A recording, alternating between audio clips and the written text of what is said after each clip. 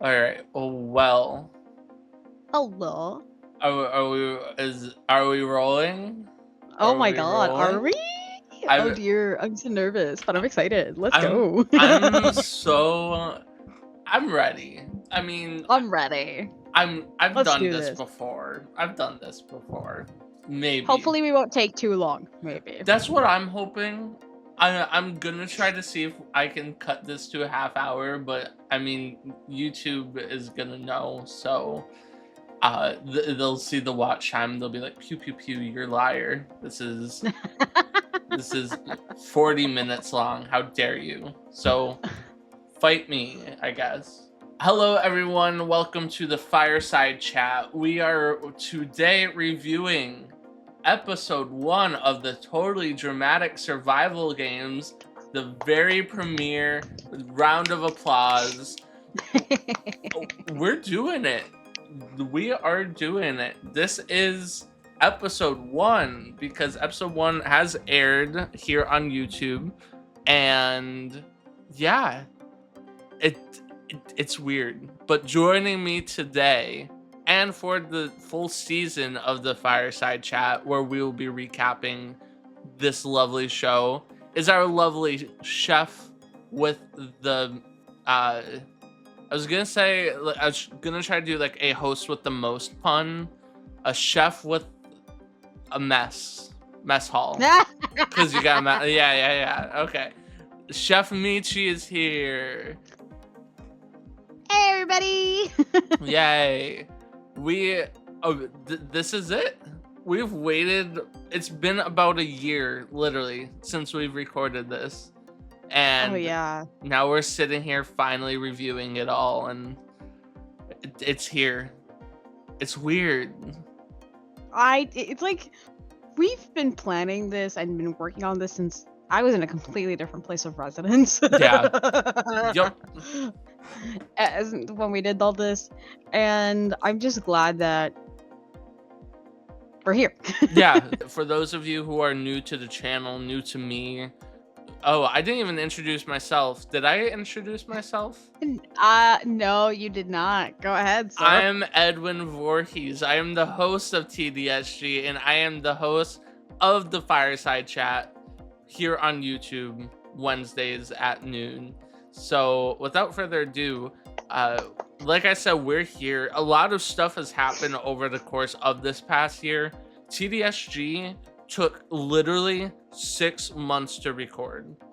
Yeah, Or because a 5. lot of stuff went down. Yeah. Because it's like trying to get people, equipment failures.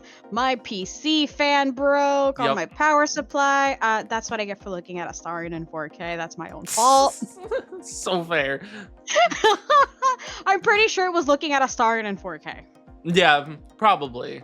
Lovely Baldur's Gate. I remember there'd be moments where I'd be like, all right, it's challenge time, and we're talking about Astaria. I'm like, okay. Oh yeah, probably. I know I spent time talking to Pixel about it too. Yeah, oh yeah, that's true. Yep. Here's the thing about TDSG. TDSG is basically, we threw, what, 14 people with ADHD into one voice chat? Pretty much 14 neurospicy people. 14, yeah. 16, because you gotta count you and me, because we're also neurospicy. Right. And it's a chaotic season. And I know if you're watching this, you've probably watched episode 1, which if you haven't, go watch it. We will still be here when you come back. But it's a chaotic time. It really is an amazing time, and I'm very happy with how everything turned out. And I hope all of y'all are excited to see how this turns out. So. Oh, me too. It was great. Our guest judges were wonderful. Mm-hmm. I'm just typing. Yeah. Yeah, I'm really excited for you guys to see our special guest next episode, which you're watching this on Wednesday, so you'll probably find out Saturday of this week, I'm thinking. So keep up to date with the TDSG socials. And yeah, but without further ado, I have on my very first index card, because I have a little bit of this is my index cards, by the way. I need to get you fancier note cards. Hold on a second. I'm gonna have to literally, I'm old. This is leftover parchment paper from see, that's what I need. That's literally what I need. Aren't these cute? Those are cute. I love the little heart pattern. Oh, that's so cool. This is why I can't go into a Staples. Like, I mean, I will say the name, but not sponsored. Not sponsored. Please sponsor me. I love you. Yeah, please sponsor. That's another thing. Please, Unicorn Eclipse. I love you. Yeah, literally anyone. TDSG is currently unsponsored. If you would like to sponsor it, we are always looking. So you can email our business email, and we would love to hook you up, and we would love for you to hook us up. On my very first index card, if you will, that just says TDSG with a Sharpie on the back. The general outline that I did for every episode was I wanted this to be where we would recap the last episode, except this is the premiere, so we can't do that. So I thought it'd be fun for us to recap Survivor, which, for those of you who do not know, that is the show that I used to host live on Twitch. It was Minecraft Survivor. It's a lot like TDSG. The format is a little bit different, and it was a little cheesy, but like the winner won. Well, let's face it, all of this is cheesy. I mean, let's be so fair. But I mean, we love queso. That's true. That is true. Queso. We do love queso. Even if they charge more for it, which is a little rude, but you know, luckily we don't charge you to watch this. TDSG, we kind of moved that show over to YouTube, but there's a lot that's changed, and you can kind of see that in our first episode. But I thought we should review Survivor before getting into episode 1, just really quick, because we did three seasons of Survivor, and a lot of our players this season come from that show. So yeah. I thought that would be including a fun me. Thing. Yes, including you. Should we start with? We'll start with season 1, which no one from season 1 is on TDSG. That was Island of the Duelists. That was the very first social experiment. 3 streams, I think we did, and give or take about. Yeah, that was a fun little season. I don't have any footage to overplay on this, but we basically just stuck everyone on a mini island, put barrier blocks all around the island, which was a little bit restraining. And then what did we do? And yeah, we just did 3 streams of Survivor, basically, with the big twist that at the beginning of each episode, there was a little knockback competition to like knock everyone off a platform, and the surviving person got to return to the game. It was a fun season, and in the end, one of the returning players actually won, which is crazy. So that was Charles. Hi, Charles, if you're watching this. What I wanted to go into more detail about is Survivor 2, Jax versus Jokers, because we have a lot of returning players from that season. We do.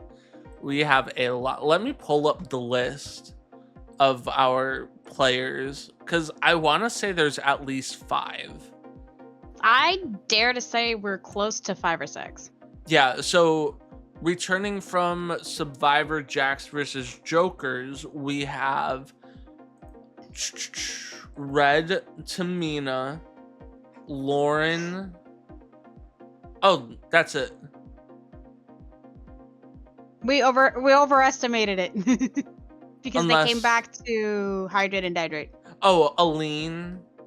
So there's a big thing which we'll get into eventually, but Aline is 4 and Gwen is 5. So there are 5. I guess just to share for everyone is some people in our cast, because of everything that happened throughout filming with my medical stuff, a lot of people had to drop out, and so they get replaced. It's only in the early part of the season.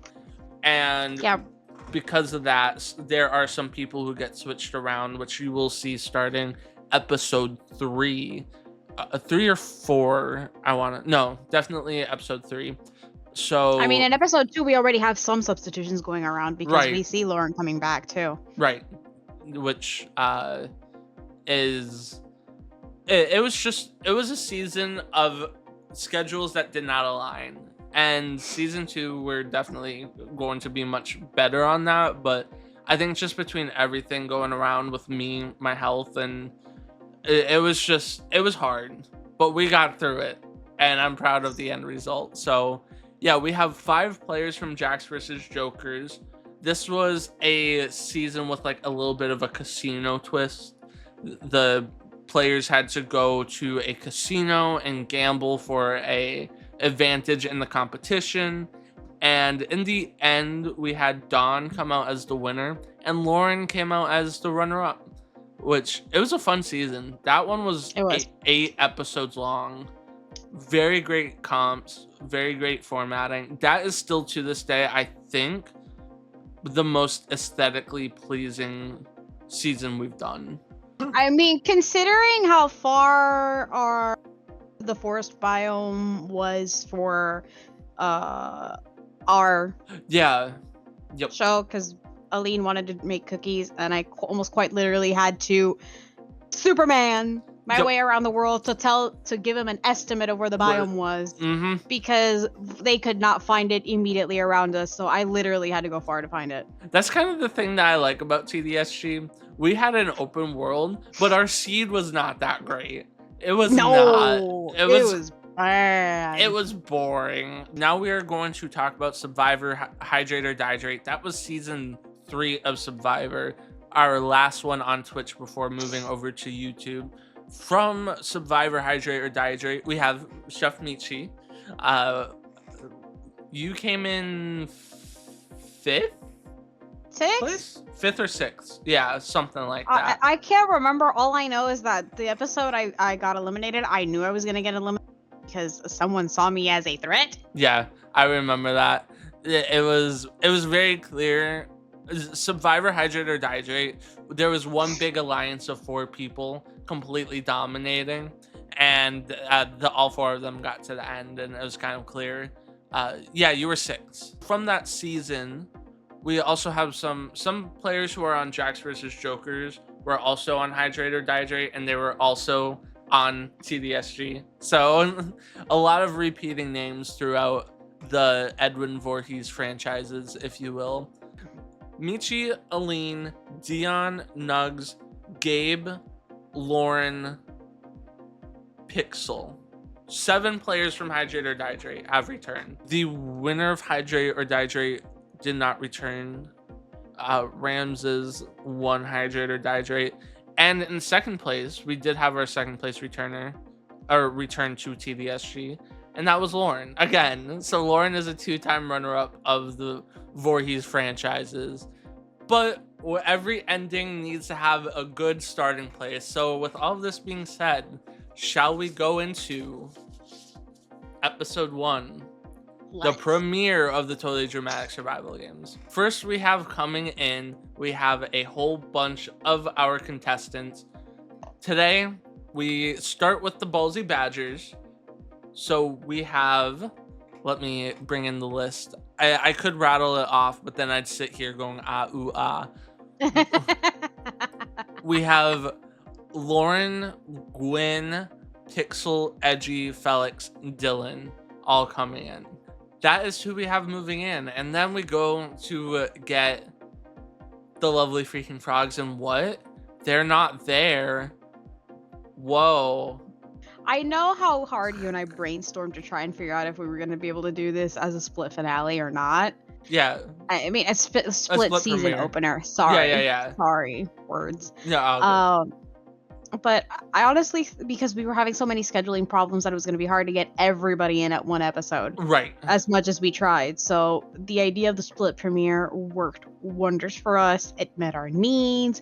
It was twisty. Everyone enjoyed it. Yep. And I think it also helped build a lot of team camaraderie for the first portion of the challenges before we did the team unison. Yes. I think because these are the Totally Dramatic Survival Games. We're trying to provide a dramatic environment for people to bring drama. That is what we are trying to do. The games are dramatic. So I mean, some of these intros were just like, I'm still not over the ka-chow. ka-chow. Dylan does have one of my favorites. Also, before we get into anything else, I want to talk about Edgy's problems with.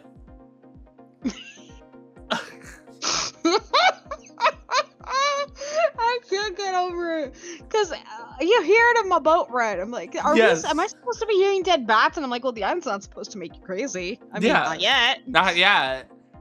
Yeah, it's just like, I think in that moment, as two like people who are just trying to produce the show and get it going, it's like we're trying to like sell this instead of acknowledging that there was an actual issue at hand. We didn't know because we didn't see the footage either. That's true. Until literally, it wasn't until Edgy started complaining about the cobwebs. I'm like, wait, what? I was fully on go mode. I was in the cafeteria ready to go on a spiel about all the stuff you made, and someone, I forget who, interrupts me and is like, wait, I think it was you. What's going on? And I was like, yeah, it's like, something's wait, cobwebs? happening. Hold on. Yeah. Literally, it's like, I think I even told you to hold. Like, wait a second. Yeah. And then Edgy tells us that they're having like all this problem with the textures, which also explains why they couldn't get on the dock at the beginning of the episode. Right. In retrospect, the blocks are inverted for the dock. Right, which was weird. That I thought was weird.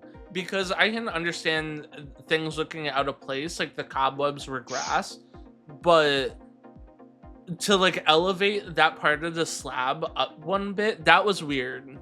I think that's just kind of introduced all of the chaos. That said, at least for me, that set us off on the right foot. And then Gwen getting knocked off because of the high ping. Oh my god, the ping on this server. The ping on this server, it's great. Also, just some pre-existing relationships to explain to everyone. I try to make it as clear as possible in the editing. Edgy and Felix are partners. They're together. They live together, obviously. That's said in the episode. And then Dylan and Lauren were friends coming into this. I mean, everyone kind of knew everyone of... Yeah, because we did have that camaraderie. Some of them already had been part of the alliance in Hydrate or Dihydrate. Right. So a lot of people knew each other. Right, a lot of people knew each other. And so while this is all feeling very totally dramatic, survivally, we then go to a place which is a little bit different, which is the main stage. The main stage is our lovely little personal twist on this season, where the campers actually learn that throughout the season they will be judged, and specifically for this episode, their fates will be left in the hands of us truly. What do you think was going through their minds when they heard that it was left to us? I'm pretty sure they were a little bit scared, because usually it's amongst them. Right, exactly. But it's a nice twist. It's also very important since we're going to be the ones that are going to be, aside from them experiencing it day by day, episode by episode, challenge by challenge, we're the ones who are basically putting them through this quote-unquote stress test. Right, exactly. So we have the outsider's perspective and can give some really good insight, and gave really good insight as to what their performances were and what objectively was the goal and whether they got to it or not. Right, exactly. We really wanted to provide a format for the camp counselor twist. It's not a twist. That's a part of TDSG. That's a part of this game that we have set up. It's not just a twist for this season. But what we wanted to do was kind of try to introduce the format of what it meant to be camp counselor before actually diving into the thick of it. So without further ado, at the main stage, we split them off into teams of 2. We say, look, there may be no freaking frogs, but you're still going to compete against another team. What we see is Gwen picks Edgy and someone else, and Lauren picks Dylan, and Pixel. So as the leftover person, the person who did not get picked, Felix got to choose which team he wanted to be a part of. And instead of going onto the team with his partner, he did say that he was going to choose enemies. How did you feel watching him go over to Team Red? The dramatic gasp. Yes. He was like, oh, pearls clutched. I will never forget. And I think you can see it on my face in the episode. I was like, oh my God. This is crazy. When there was an opportunity to provide dramatics, they did not hold back. We will move into the mini challenge now. Our very first challenge of TDSG. We have the what did we end up calling this? What was the official name that we gave for this? On my official spreadsheet, I have the competition name as Bullseye Dive, and I don't think we ever said that throughout this. So no, I don't think we ever said it at all. I don't think we ever called it anything other than just, hey, yeet yourself off this cliff. Yeah, anyone who has seen a certain show that we're parodying knows what's going on here. So they had to jump off of a little bit of a diving board and land in the target below. On Team Red, we had Lauren, Felix, Pixel, and Dylan. And on Team Orange, we had Gwyn, Edgy, and the third person. But because they had less members, one member of Team Orange had to go twice, which Edgy chose to do. Yeah. How do you think it is, how bold it is to volunteer for something like that in a challenge this early in the competition? I mean, I admire the confidence. Yeah. 100%. Because that's a level of confidence that people like myself strive to attain, which is the best word possible. And I appreciate how they're like, you know what, I'm just gonna go dive into this head first. This is the experience we're doing, let's go. I think for us as judges in this very first episode, we were definitely looking for who's going to stand out as a team player, not just a performance beast, but a genuine member of the team. And I think just having that charisma to stand up and be like, yeah, I'll do it if no one else wants to. I think that was a very bold, strong point. It does. And it's a strategy that, is bold and embraces the spirit of what we're trying to do here. Right, exactly.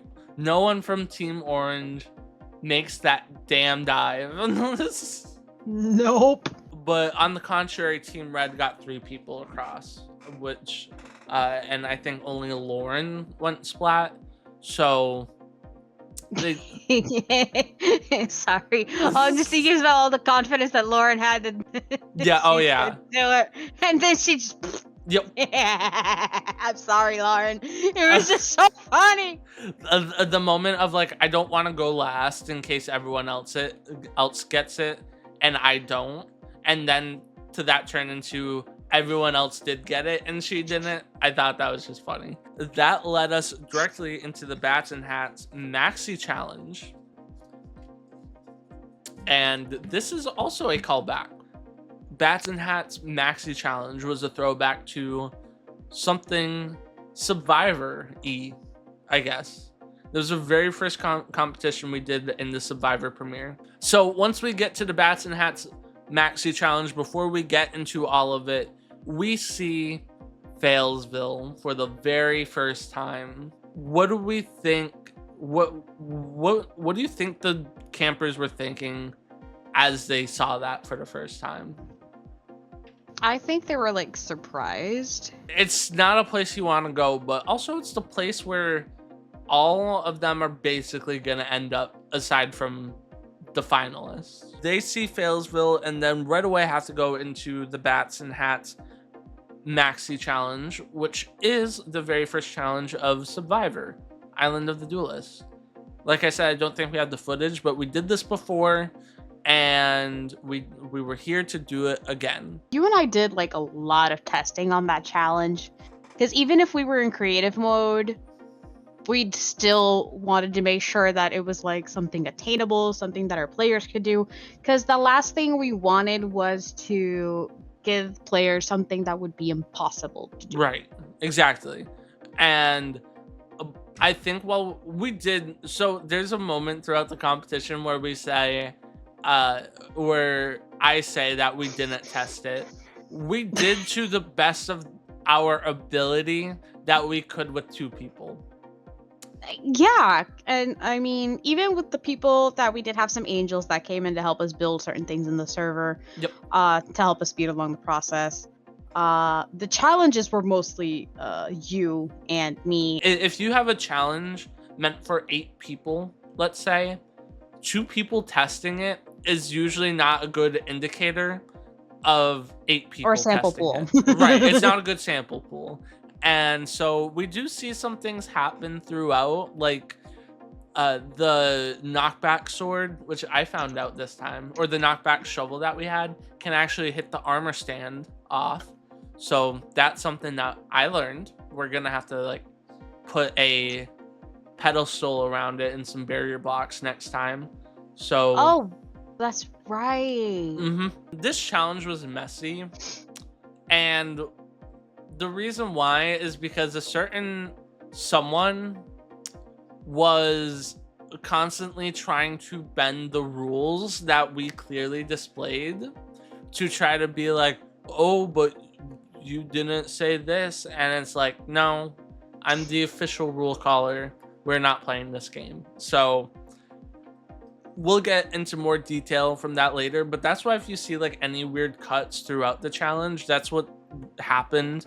Is we tried our best with everyone tried their best. Everyone did great. It's the simplest way possible to say it. We sadly had a situation with a player who just, like you said, wanted to keep pushing past the rules, pushing past boundaries. And it wasn't just our boundaries. It was everyone else's boundaries. Right.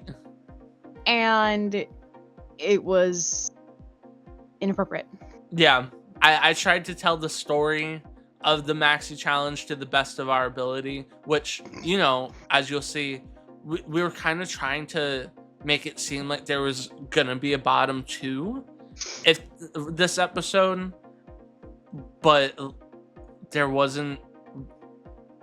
One of the persons we quote unquote would have thrown in there, like, had bad critiques, was that person, so we had to cut those out and, you know, just try to tell the story to the best of the ability. That's why I don't think it came as much of a surprise that there was going to be a top 2, but then again, maybe that's just because we're producers and we knew that that was happening. Orange team got off to a quick lead despite having a little bit of a disadvantage as a result of the mini challenge, but then as soon as red team kind of shaped up and figured everything out, they came in and just knocked the next 4 points out of the water. With that being said, who were your standouts from this episode? Edgy and Felix were like always super standouts to me. Yep. Throughout this whole process. Yeah, I think what we were looking for this episode was who is the best team member, who's bringing the best to their team, and also performing the best. I think Edgy was just always standing out, standing up, and putting themselves out there to really push themselves, and I appreciate that as I bite my lip. Oops. And happens to the best of us, but yeah. Yeah, and I think that was just very important. And then I think, like you said, Felix too. Felix was just really amazing at defending, was always getting Dylan across. There was a point where I think Gwen accidentally hit Q to throw their shovel, but I think they thought that getting hit made them drop the shovel.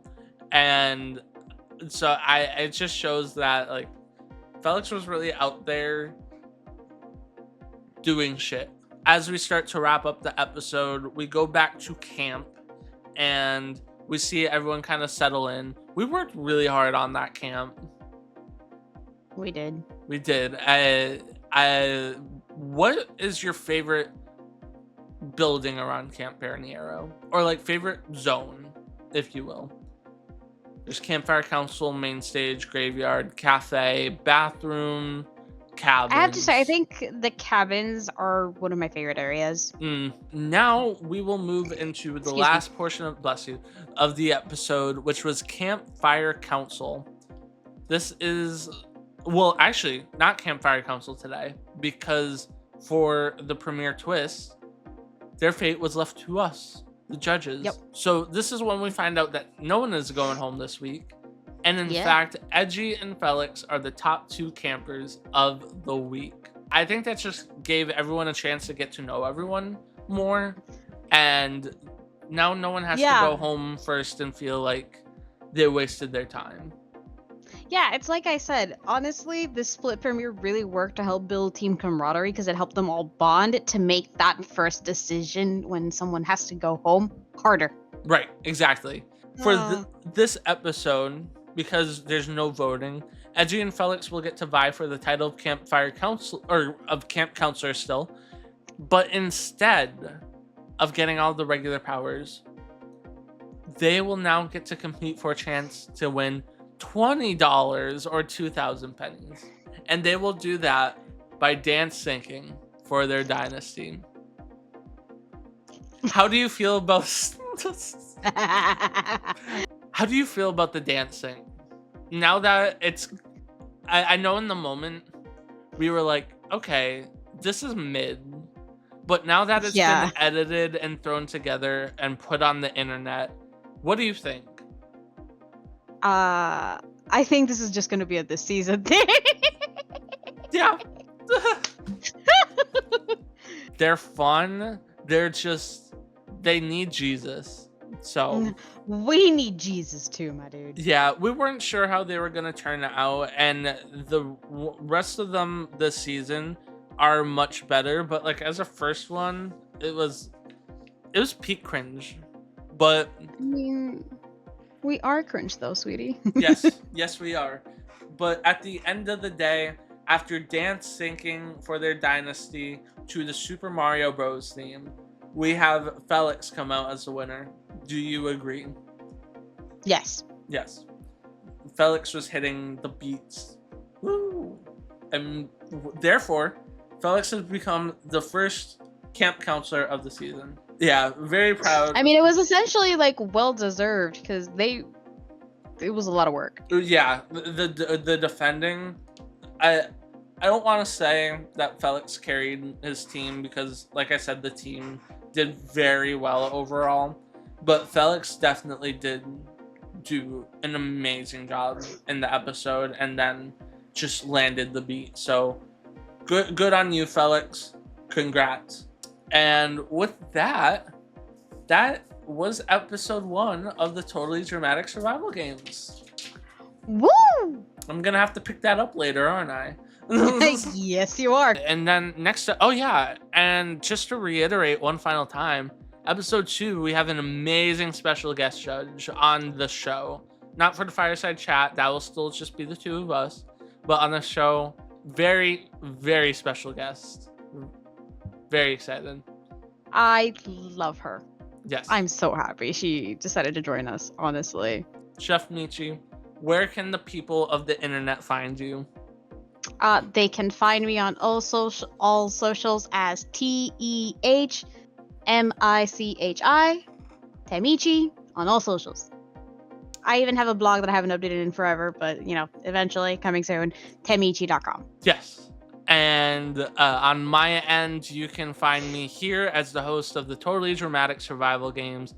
You can also find me on YouTube, my own personal YouTube, where I'm trying to figure out drag and a lot of stuff. I literally just posted my first video Sunday or last Sunday, whatever, whenever you're seeing this.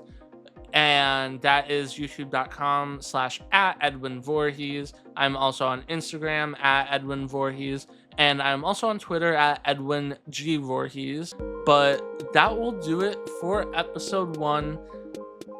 In the meantime, we will see you next Wednesday on the Fireside Chat. And we will also see you on Monday in an all-new episode of the Totally Dramatic Survival Games, featuring an extra special guest judge. I can't wait! I'm excited. We will see you all next time.